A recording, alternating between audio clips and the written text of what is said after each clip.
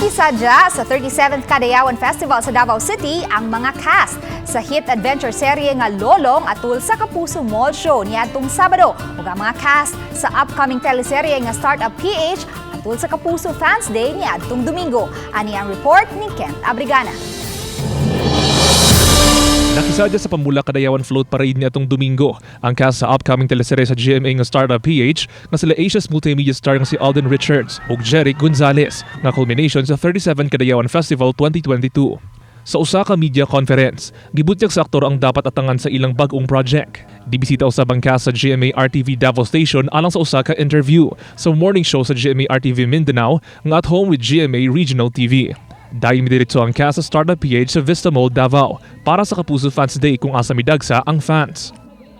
Hugyaw ang mga fans human migawa sa stage sila Jeric Gonzalez ug Alden Richards.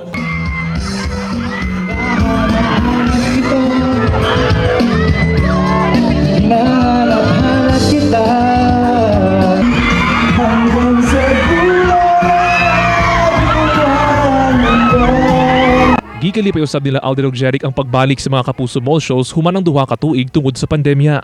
Masaya and isa to sa mga na-miss ko since nag-pandemic, so we're very happy na ito yung unang float parade namin since the pandemic, yung Kadayawan Festival. So maraming salamat po sa pagtanggap sa mga kapuso nating Davaoeños. Iba yung energy, talagang nakakamiss yung mga tao na ngayon nag-face-to-face na ulit, na namiss namin sila talaga. Niadtong Sabado nakigduyog usab sa Kadayawan Festival ang cast sa hit adventure serye nga Lolong nga sila Ruru Madrid, Ara San Agustin, Shaira Diaz ug Rochelle Pangilinan. Sa Lolong MediaCon, gipasalamatan sa mga cast ang mainito niya pagdawat sa publiko sa Lolong. Gibutyag usab sa cast ang ilang ginabuhat niya pagpangandam sa programa. Malaking tulong po sa amin yung nasa quarantine kami na nag-script reading kami. Hindi lang physical preparation but more on mental and emotional preparation. Yung first laki kasi namin, talagang napaglaruan talaga ako ng mga elemento. So yung second laki ko, yun na yung naging preparation ko. So marami na akong binaon ng mga parang agimat, ting-ting.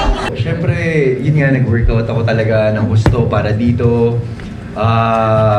Somehow, nag-research ako about crocodiles. Dibisita usab ang cast sa Lolong sa GMA Davao Station para sa usa ka interview sa morning show sa GMA RTV Mindanao ng At Home with GMA Regional TV. Human niini, dayong diretso ang cast sa Lolong sa Quezano Grand City Gate sa Buhangin, Davao City, alang sa Kapuso Mall Show kung asa gidagsa kini sa mga Davaoeño fans.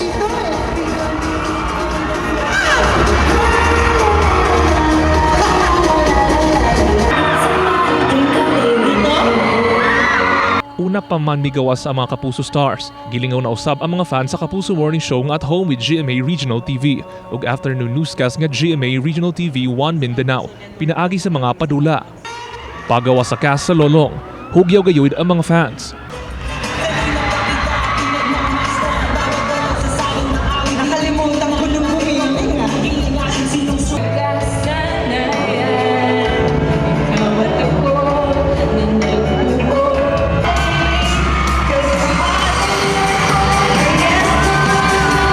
Giyara na usab ni Ruru Madrid ang iyang fans.